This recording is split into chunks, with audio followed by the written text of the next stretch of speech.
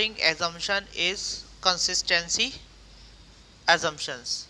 According to this assumption, accounting practices once selected and adopted should be applied consistency year after year. This will ensure a meaningful study of performance of the business for a number of years.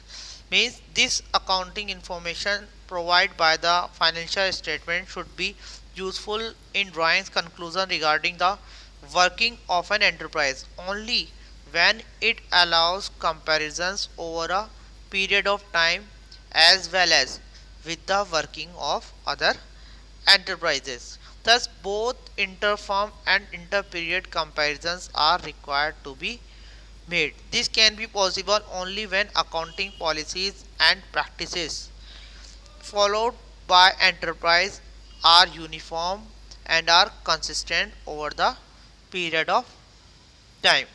Consistency assumption does not mean that particular practices once adopted cannot be changed.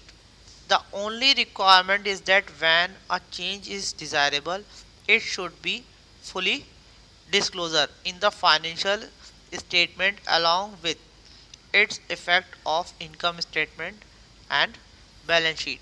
Consistency assumption इसका मतलब ये है कि जो हमारा business है उसमें हम जो अकाउंटिंग प्रिंसिपल्स और रूल्स फॉलो कर रहे हैं वो उसमें कोई चेंज नहीं कर रहे हैं, उसमें कोई चेंज हम नहीं करते हैं. अगर हमारे को ज़रूरत होती है, कोई नीड होती है कि हम बिजनेस में कोई पॉलिसी चेंज करते हैं, रूल्स और प्रिंसिपल को कोई चेंज करते हैं, तो वो किस में आएगी? फुली डिस्क्लोज, जिसको आप आगे पढ़ेंगे. फुली डिस्क्लोज एजम्पशन का कॉन्सेप्ट क्या होता है, अभी हमें ध्यान रखना है कि अगर हम इसमें चेंज करते हैं कंसिस्टेंसी में, कुछ भी पॉलिसी को या प्रिंसिपल को चेंज नहीं किया जाता. एनी अकाउंटिंग प्रैक्टिस में B change in if the law or accounting standard required so to make the financial information more meaningful and transparent. तो अगर हम पॉलिसी में चेंज करते हैं तो किसके अकॉर्डिंग करेंगे?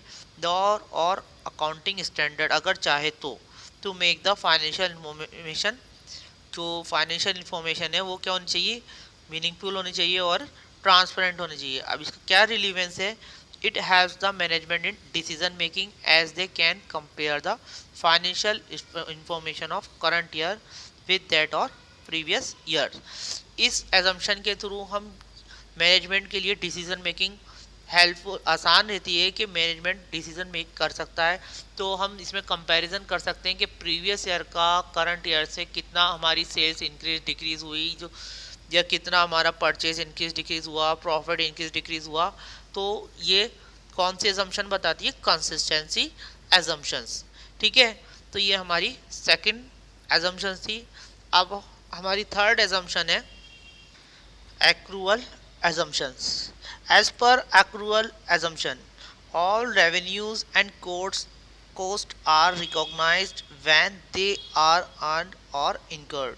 इसका मतलब रेवेन्यू का मतलब इनकम, जो हमारी एक्रूअल बेसिस पे, इसका मीन ये है कि जो हमारी इनकम है जो हमारे को रिसीव नहीं हुई है लेकिन फिर भी ड्यू है, तो भी हम उसे क्या मानेंगे? एक रेवेन्यू का पार्ट मानेंगे जब वो ट्रांजैक्शन होता है तब. It is immaterial whether the cash is received or paid at the time of transactions or in a later date. यही कह रहा है ये भी, the cash is received और पेड. जब हम कैश रिसीव करते हैं या पे करते हैं at the time of transaction, जब ट्रांजैक्शन होने के टाइम पर या उसके बाद. एग्जांपल लेते हैं, if a credit sale credit for 2 months for ₹15,000 is made on 15 Feb 2016. अगर हम क्रेडिट सेल करते हैं 15,000 रुपये की, हमने क्रेडिट सेल की 15 Feb 2016 को, then the revenue earn is to be recorded on 15 Feb 2016. तो हम रेवेन्यू, हमारी इनकम क्या मानेंगे? 15 Feb 2016 को जब हमने सेल किए क्रेडिट सेल, तो हम उसे रेवेन्यू का पार्ट मानेंगे, not on the date when cash is realise, ना कि जब जब हमें कैश रियलाइज हो रहा है यानी कि मिल रहा है, रिसीव हो रहा है. After 2 month in case of expenses, अगर एक्सपेंसेस होते हैं, if at the end of the year salary for 2 month is due but not paid, मतलब सैलरी ड्यू तो हो गई है लेकिन हमने पेड नहीं की है, then the expenses of salary will be recorded in the current year in which the salary is due. तो हम उसके सैलरी को कहाँ का पार्ट मानेंगे, करंट ईयर का पार्ट मानेंगे, not in the next year when it will be paid. अगर हम इसको नेक्स्ट ईयर में पे करते हैं तो वो सैलरी जो है वो हमारा करंट ईयर का पार्ट होगी, ना कि नेक्स्ट ईयर का। इसका देखें रिलीवेंस क्या है, earning of revenue and consumption of a resource means expenses can be accurately matched to a particular accounting period. जो हमारी अर्निंग है रेवेन्यू की, या जो हम कंजम्पशन कर रहे हैं, एक्सपेंसेस कर रहे हैं रिसोर्स पर, वो हमारा पर्टिकुलर अकाउंटिंग पीरियड पर मैच हो जाता है एक्यूरेटली। तो ये हमारी 3 एजम्पशन थी। एक्रूअल है पहला तो था हमारा going concern assumption, second one is consistency assumption and third is accrual assumptions. Next topic is accounting principle.